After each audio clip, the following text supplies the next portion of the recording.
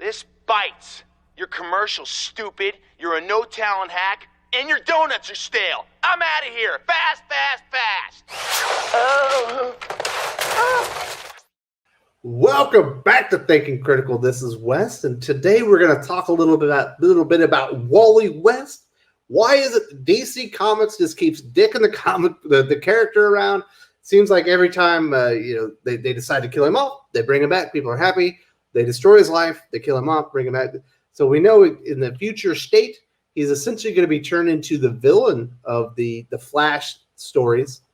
And then when we come back into Infinite Frontier, Wally West is going to give up the hero life. He's going to concentrate on his family and let Barry take the spotlight, as if he hasn't had it enough over the past few years as far as being a Flash. Kind of sucks for fans of Wally West Flash. There's been so much bad stuff happening to him lately. I don't think it's as bad as what DC has done to Roy Harper, but they certainly have not treated Wally West very well for being a major DC Comics hero that a lot of people that enjoy the comic properties or even the cartoons really enjoy. And here with me to talk about that is independent comic writer, independent comic editor, award-winning editor, Joe Corrado. How you doing? I'm all right, Wes. How are you? Well, I'm doing pretty good. Just starting to. I'm processing all this Infinite Frontier stuff. Obviously, I've done plenty of videos on it. Yeah, we just talked to Perch earlier in the day, kind of about what DC's strategies are moving forward and kind of what they're doing. But I did want to talk a little bit, more in depth about Wally West and all the things going on there. So, but before we get into that, I do want to say, if you haven't subscribed to the channel, subscribe, hit the bell for notifications, give us a thumbs up if you enjoy this video, give us a thumbs down if you don't. Either way, we want to hear your thoughts on the way DC Comics is treating Wally West once again. It's not Heroes in Crisis bad. Well, it might be in future states. Since he's going to be the villain that's killing everybody that they have to overcome. But, we shall see. Joe, is there something that you can pinpoint as far as the history of DC Comics or maybe the people in charge that do they just hate Wally West? Is it because he's a ginger? I've heard that theory. I mean, that is there's not a lot of gingers in the DC universe, and I'm sure some people think that's great, and other people think it's a horrible thing. But I think a lot of this goes back to Dan DiDio being very openly antagonistic towards Wally in particular. I think he's the character that really stood out. I mean, Nightwing too, like for no reason, swapping out the color scheme of the costume to upset everybody in New 52. But that was really like Dan's baby, and he really used that to completely wipe Wally out of continuity for a little while. So yeah, I think a lot of it goes back to that. A lot of what we're seeing now is still remnants of Dan's original plan to a point, and which was really made in Perch's interview with Jeffrey Thorne, where a lot of these ideas are over a year old originally and are still being implemented. So another takeaway from that interview was also the idea that if people aren't buying it, then they might end up scrapping it and doing something new. So we've always got that tool in our kit of not buying anything Flash related until they bring back Wally and start treating him right. So I think that might be in the cards. We might talk about that here at the end. So it's kind of weird. Obviously, when Barry Allen was originally removed, killed off, and Wally West ascended up to the mantle, Barry Allen was a pretty boring character. He hadn't had a very good run. And Wally kind of quickly overshadowed the character, breathed new life into the Flash, series. The sales went up, and the entire generations of people see Wally West as the Flash. Now, do you think that there's resentment on DC Comics that Wally West ended up kind of outshining Barry, while wearing the Flash, uniform with the logo and everything? But even if it's that, I find it weird because it's not like Barry Allen was the original Flash. Yeah, it is weird, but and I think Breen's brought this up on your channel before. Characters like Barry, before Crisis, like no one cared. You know, I guess the only person that cared was like Zoom, as he was continuing to try to vibrate his hand through the heads of women that Barry liked. But you know, other than that, not a lot of interesting stuff happened. And which also, you know, Killing Iris West, which is finally going to be collected in a nice hardcover soon, assuming it still comes out, and assuming there's no major printing errors. So there's a lot of asterisks there. But I'm looking forward to potentially picking up a book that may or may not come out, that may or may not have horrific printing errors in it, covering that story. But that's, you know, one of the first real tragedies to happen to Wally, you know, losing his Aunt West. But, you know, he had an easier life than Roy. I mean, Roy was a junkie before, you know, Yeah, it cut his arm off, killed his daughter.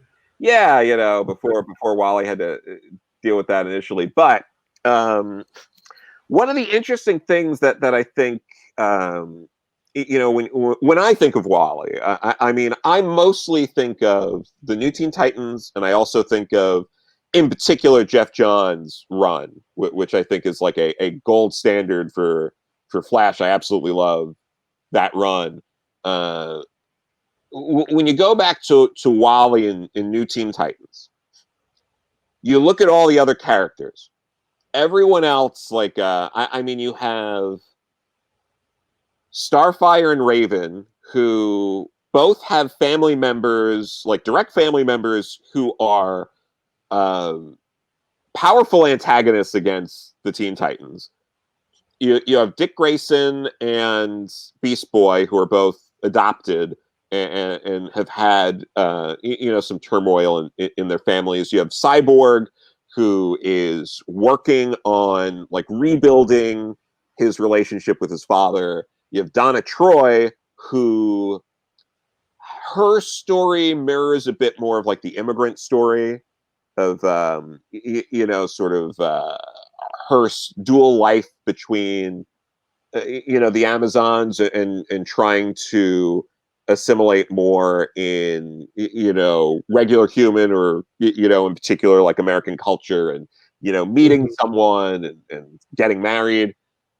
But when you look at Wally, he's the one who I think a lot of the readers at the time probably could relate to in a more positive way, because he was the one who came from this like nuclear family that was pretty knew him, was understanding, and Wally was always trying to balance, you know, living in reality in a normal way, his schooling and stuff like that, and being a superhero.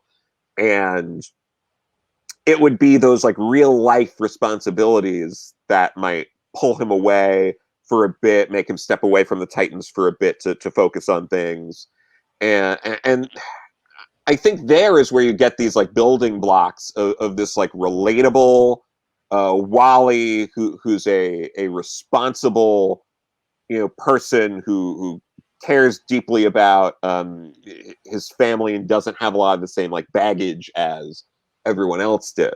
And then DC slowly over time deciding that they need to make Wally more like all of the other tortured characters, and take away from the things that people originally fell in love with Wally about in the first place. Yeah, originally he met his hero. They had a relationship. He became Kid Flash. You know, then the hero went away and he ascended the mantle. It was a natural progression. Absolutely. But we'll kind of get into the more recent era for Wally West. I think it's been really bad because yes, obviously they had to bring him back for Rebirth. That was one of the big things. Was Wally West was stuck. Somebody was messing with him. Finally, Barry Allen realized he was there. He embraced him. He was able to bring him back to reality. It was the best panel in DC Comics or DC Universe Rebirth. It was amazing.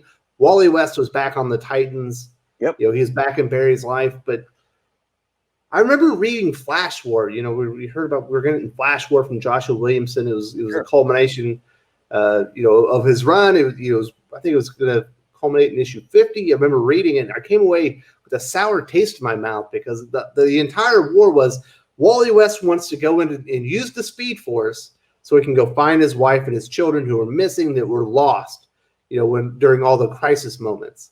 And Barry Allen won't let him do it because he knows what'll happen because he's already destroyed their universe. And then he eventually just fails.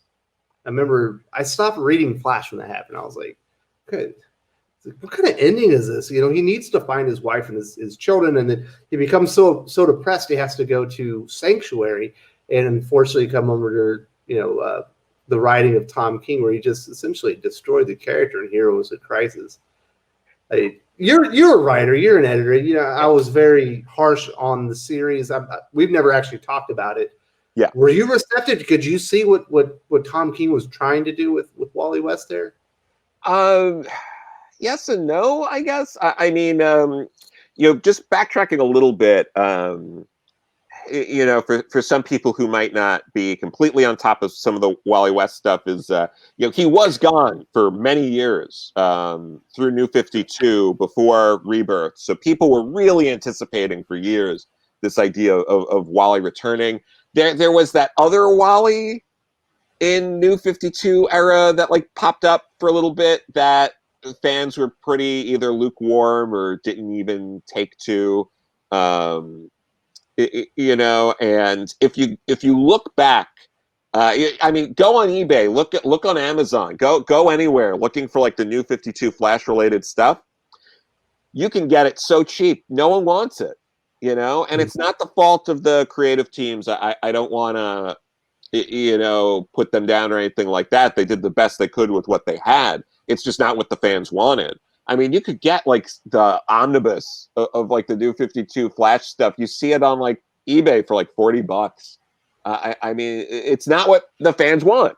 And then they come back to this Rebirth. Seems like, oh, we're gonna get the fans what they want, and they still won't do it. And that's, I think, the frustrating thing. It's the writing is all there. The Jeff Johns Flash is, still in such high regard. They're keep putting it in print. They had an omnibus set. They're putting a new omnibus set out. They know people want that Flash. And yet in the current run, they go out of their way to not give the fans what they want. That's, I think, what's so frustrating to people. And when you see something like Heroes in Crisis, it has a lot of parallels to something like Identity Crisis. And I say this as someone who at the time, I did enjoy Identity Crisis when it came out. Enjoy might be the wrong word because it's very dark. You appreciated it. Yeah, I appreciate it at the time. And it's aged poorly since. And we've all sort of understood that it's aged poorly before Heroes in Crisis happened. And then they did Heroes in Crisis anyway, knowing full well that everyone was kind of this is kind of aged poorly. And just the tortured logic and all the twisting and turning and things they had to do to contort themselves in a way to make Wally West a villain just seemed wouldn't it have been easier to not make him a villain? It just blows your mind. It's hard to imagine it not being a personal, I hate Wally, let's ruin Wally as much as we can for no reason. Because if it had just been the moment where Wally lost control because he felt alone and he lost control and he was overcome by the Speed Force and people died. You could construe that as an accident. Sure. But he literally goes back in time, murders himself, and sets up frames two innocent people. That's a conscious decision. That was oh my goodness. No hero could ever do that. He's framing innocent people. He's murdering himself in the future. I was just oh my goodness. Yeah, it was horrific. And it wasn't even he was trying to frame two incredibly malicious, awful characters. I mean, Harley for a long time has been an anti-hero, and same thing with Booster Gold is Booster Gold is a whole other thing. You could do a video series on how Booster Gold went from being like the breakout post-crisis character to a character that DC has fumbled and had no idea what to do He's with. a caricature by now. Yeah, it's like probably since a little before the New 52, but I mean the past decade, it's just like, how have you taken this character that, again, beloved by fans, like people loved, Booster Gold and the Blue Beetle, and it was so fun, and they went out of their way to just destroy all the fun, and Wally is probably the biggest example of that, even more so than Booster Gold. But that's a whole other thing. It's like you're reminding me on how much I used to love Booster Gold and Wally in Heroes in Crisis by just destroying them. And I mean, if it was like, if Wally was trying to frame like two of just like the most reviled, villains in the DC universe, I would get that a little more. I don't think, obviously it's not right, but if it was this idea of like, oh, well, we'll finally get rid of like, the Joker and, someone else who's also reviled, because, as you start going through like the Rolodex of DC villains in your mind, you start going like, oh, well, this one redeemed himself a little bit briefly.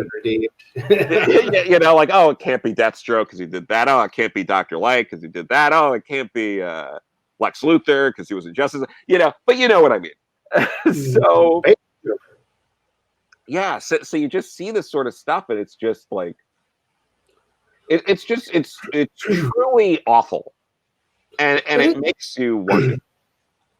And it's weird because it felt like Scott Lobdell and Brett Booth went out of their way to kind of redeem the character in Flash Forward, which it was something I didn't want to read. I was like, I'm not reading it. I'm not interested. And Doc was like, you got to read this. You got to read this. I finally read it. I was like, this is amazing. This is exactly what I needed.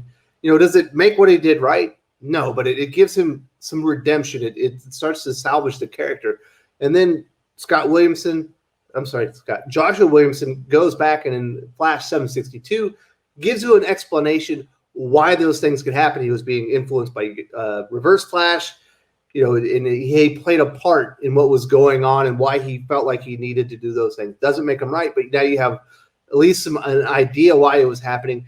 And then all along, he's playing this huge part in Dark Knight's death metal, to where he's on the Mobius chair and he's lost at this point. But in Speed Metal, they kind of fixed the relationship that probably shouldn't be broken anyway between him and Barry. You're like, oh, they're doing all these things to fix the character again. And then we get the latest information. Future State, he's a villain. Infinite Frontier, he's given up the mantle. And it's like, how could every time there's 2 or 3 steps forward, it's 8 steps backwards for the character? Yeah, and I mean, he's retired or soft retired or taken breaks before. So again, it's like that's not even news. And what the hell is with this just Mobius chair just hanging out? Any superhero can just sit on a Mobius chair or the Mobius chair and ask questions, I guess, because like, why not? Batman, Wally, like, who cares? Why, I don't get how this became a plot point either. It's like, what, are we just going to have random heroes every couple of years just sit on the Mobius chair and ask questions to set up more events? It just feels lazy. Well, I'm not gonna argue at that point. I agree with you.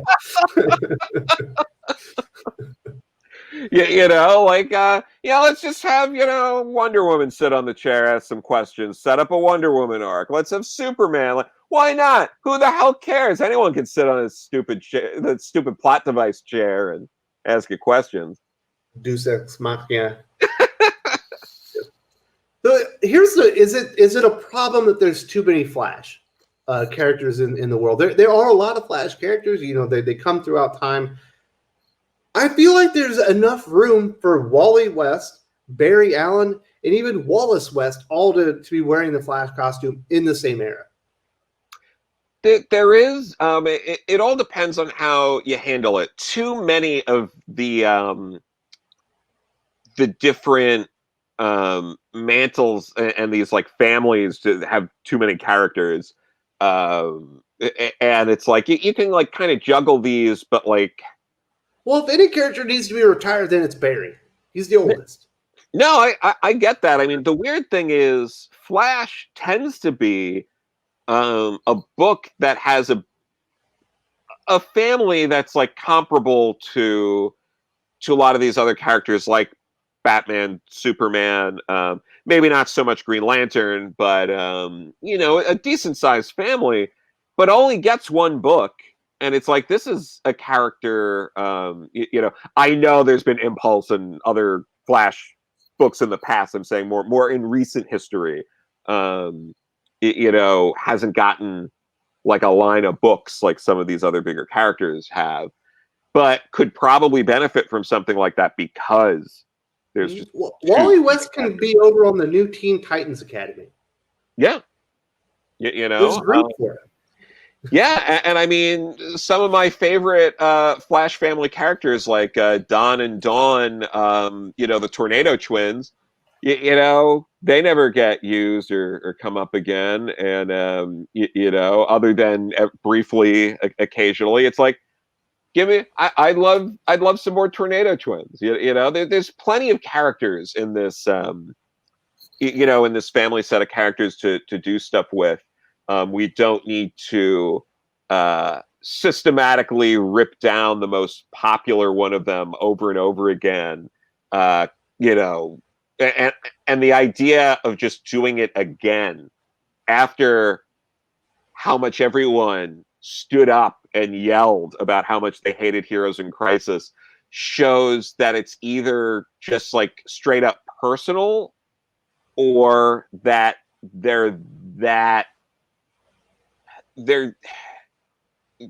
they just have so few ideas that it is. Yeah, it's the same thing over. Yeah, it blows your mind. It's just like, how do you not have more ideas to do? You just look at Future State. I don't want to go on a tangent here, but sure. You look at the storyline for Batman, the Magistrate. How many times can Gotham be taken over? Gotham is constantly being taken over. The Joker last year. Yeah, the Joker's constantly turning other people into Jokers with Joker gas and things like that. Who would want to live in Gotham at this point? Like, how is the government not intercepted all of this and just shut the city down and like evacuated people because it's a war zone? Any city needs to be bottled up and miniaturized. It's Gotham. Yeah, but like, it's so many of the same stories, the same stuff over and over again. I mean, with a lot of these characters, they rarely ever know what to do with Wonder Woman. She's always fighting for truth and is always naive and is always grappling with the fact that people have lied to her. Superman is lost in the woods more often than he's not. And then when they figure out what to do with him, they pull the rug out from under him again. It's just been a Flash real... tries to do the right thing using the Speed Force, accidentally ruins the timeline. Yep. What am I gonna do? Yeah, over and over and over again. And these are the problems. It's these diminishing returns. It's like, you can't... DC in recent history has done too much of like, we're revitalizing the line and relaunching with the same story you already heard. Yeah. And that's, it wasn't that long ago. Heroes in Crisis is only a couple years old now. Yeah. Wally West was already basically a serial killer not that long ago. Yeah. And maybe Barry can be the serial killer this time. Yeah, it's like that, or or Impulse, or Don and Dawn, or anyone else. Or here's a crazy thought. Here's something that's going to blow your mind, Wes. What if the next serial killer that the Flash has to face is an actual villain who's a bad person and not a speedster? Yeah. Well, that would be mind-blowing, wouldn't it? Yeah. It's like, yeah, I'm with you. It's it's not just DC. It's a Marvel thing too. It's you just kind of replaying the same ideas. How many times can we see the Infinity Gauntlet? Yeah, and I really do want to stress this for everyone that a lot of these things come from editorial. They come from higher up. You're not necessarily like it does get dicey with certain creators. Like if you have a certain amount of clout, you're kind of able to do a little more of what you want. But ultimately, it's DC's or Marvel's call in these cases. No one is hijacking the company and saying, "You better let me rehash the same story from last year." That's not what's happening. It's the same thing that's happening in television and movies. yes. Unless you're Christopher Nolan, you don't get to do an original idea. Unless you're The Rock, he's the only other guy besides Christopher Nolan that can bring a new idea to a movie studio and they'll actually put it on the big screen. Otherwise, you have to be some type of reboot. Yeah, no, exactly, and you see this in like real time when you often look and see some of the creator-owned books that some of these people are putting out. I mean, whatever anyone thinks about like James Tynion's run or Tynion's run on Batman, some people love it, some people don't care. He is absolutely crushing it at Image. Department of Truth is crushing it. I mean, he's also doing really well with the Batman numbers as far as we know too. And rolling out this Joker book that hey, at least like it's Commissioner Gordon and stuff like that going on. But you see Al Ewing, what was it? We only find them when they're dead. Like that. That's the sales are phenomenal there with Boom. James's other Boom books. I mean, Something's Killing the Children and hey, can you imagine a Batman story with the House of Slaughter in it? You could have used the original idea. Yeah, but you see this stuff and you see what a lot of these creators are capable of and doing, and then you go back to the big two and see what's going on there. So I don't want people hating on a lot of these particular creators or even particular editors, because it does go up the chain. I mean, for a while it was the Dan DiDio show, and an editor could really love an idea and take it to Dan, and it was like, no, that was it. Hey, George R.R. Martin, he pitched to Dan DiDio basically the superhero Red Wedding of superheroes in a comic book, and he turned it down. Yeah. So that's just the way it was. We are kind of running late here, Joe. I do want to say I appreciate you coming on here just to kind of talk about this and have a conversation. Once again, Wally West is going to be the murderer. He's being put on the back burner. He's not going to be a hero anymore. It feels like the same thing ad nauseum, and I'm glad I'm not the only one. I appreciate you coming on here and kind of talking about it with me. No problem. Everyone you love is a murderer, and there are no villains, and we just accept the people we love, and we just have to have this story over and over again until we're all dead. Exactly.